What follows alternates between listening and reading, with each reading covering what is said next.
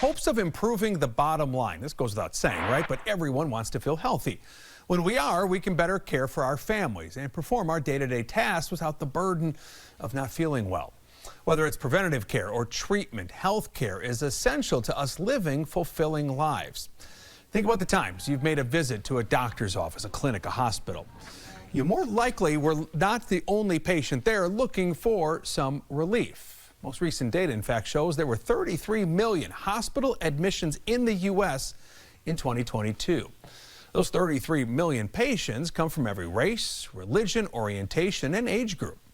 Dr. Ebony Parson with Novant Health says not every patient, even if they have the same issue, gets the same level of care. I think that what we have noticed is that sometimes the care that we are providing to patients varies, and sometimes that variability is based on implicit bias that we're not aware of. Yeah, implicit bias are judgments or prejudice we hold unconsciously about people or a group. Explicit bias is when judgments are made intentionally. In the healthcare system, people of color and other underserved groups fall victim to actually both types of bias more often. In 2017, the executive board of the American College of Obstetricians and Gynecology acknowledged that in a policy statement, saying medicine is beset with implicit and explicit racial bias, and that the field of obstetrics and gynecology has engaged in practices that were very harmful to women of color.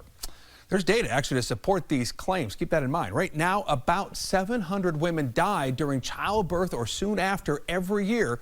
This according to the CDC. But that only tells you part of a sad story. Black women in the U.S. are 3 times more likely to die from pregnancy-related complications than white women. I think that there is some distrust of the medical community by patients, particularly if a patient does not feel that they are being seen or heard. And so we are trying to make sure that we're increasing our communication and our relationship with the community so that they feel comfortable and heard when they are being seen. Well, part of feeling seen is patients seeing themselves within the healthcare workforce. Research shows this helps patients communicate their condition, and they're more likely to understand and follow treatment. But in order to create a more diverse workforce, there needs to be a more diverse group of people entering the healthcare field. And that starts with education. The latest data collected from the Association of American Medical Colleges shows the diversity of the U.S. population is not reflected in the health professions workforce. Let me walk you through this. In 2023, American Indian or Alaska Natives made up 1.1% of people enrolling in medical school. But you'll note here, this group accounts for around 3% of the total U.S. population. Asians made up more than 28% of those enrolled in medical school last year. They only make up about 6% of the total population, so you can see some of the disparity there. Now, African Americans make up around 10% of enrollees, not quite on par with them making up 13%, little more than that, of the total U.S. population. Hispanic and Latinos made up around 12% of medical school enrollees. That compares to making up 19% of the U.S. population. Native Hawaiian and Pacific Islanders made up 0.4% of medical school enrollees. They also make up 0.4% of the U.S. population. So in that case, the percentages line up. For 45 years, many universities and colleges used affirmative action policies to ensure they were bringing in a diverse group of students. Last year, the Supreme Court struck down affirmative action in college admissions, saying race cannot be a factor in the admissions process. This has forced institutions of higher education to look for new ways to achieve diverse student bodies. Researchers at Massachusetts General Hospital and Northeastern University are using data to figure out what strategies work best. They explain their work and why it's important to us. You identified, 13 programs at different places around the country, right? How did you go about sort of learning about them and whether they're working or not? What sort of data can you put to this? We actually did surveys of more than 300 people. We actually did, articles. We review articles from the 1960s up until 2021. And we also then did a lot of in-depth interviews, 60 in-depth interviews to really see how it come all together? What were the strategies that repeated themselves over and over again so that we could join that information and give the best package of the 13 strategies that people can put in place to test. And then you came up with recommendations, right? 5 recommendations that came out of this. Walk us through some of those. One of the things we talk about is power shifting. So right now, a lot of this data is behind paywalls. Even as we were doing the study, certain data about representation of racial and ethnic minority folks in campuses, they were behind paywalls. It was hard to get access to even know what the numbers are. So how can you implement a change when you can't even access the data to know what your numbers look like?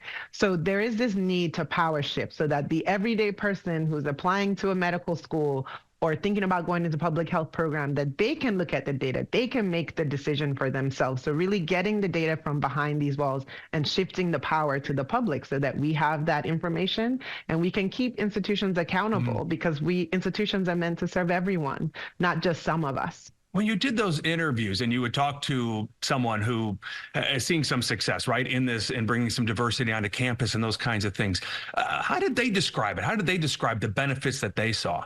You know, the sense of having a sense of belonging for the student body or the faculty group or even the administrators, and having people that look like them and represented their racial ethnic groups was very important. People talked about how it gave them a sense of having role models, for example, that could help show you can do this. You can actually succeed in the academic health sciences. But I was wondering to myself too, do all these efforts though need to start long before college? Yeah, one of the things we discuss as one of the strategies are pathway programs.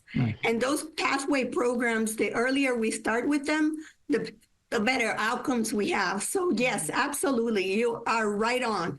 And we need more funders to start earlier on to have that body of youth that can move forward in graduate education. To wrap it up, are you encouraged or discouraged right now? I'm definitely very encouraged. I would say when the Supreme Court decision came out, I had a moment of discouragement because I think it was less so about what was it was more about the potential image, right, that it sends and the message it could send to people who are in schools about what the country values or doesn't value. But I feel hopeful in doing this study, and because there are things we can do that are not prevented by this decision, that folks can put this into action, and we can still support folks who look like me and Maggie, who are coming into these spaces that often don't represent how we look. Yeah, important part here. There's programs that do work. They have the data to prove it. Pathway programs, funding, social support. Just 3 of the strategies our health institutions can use to increase diversity. You can find a link to Dr. Thurston's and Dr. Alegria's full study on WBTV.com/webextras. Coming up next.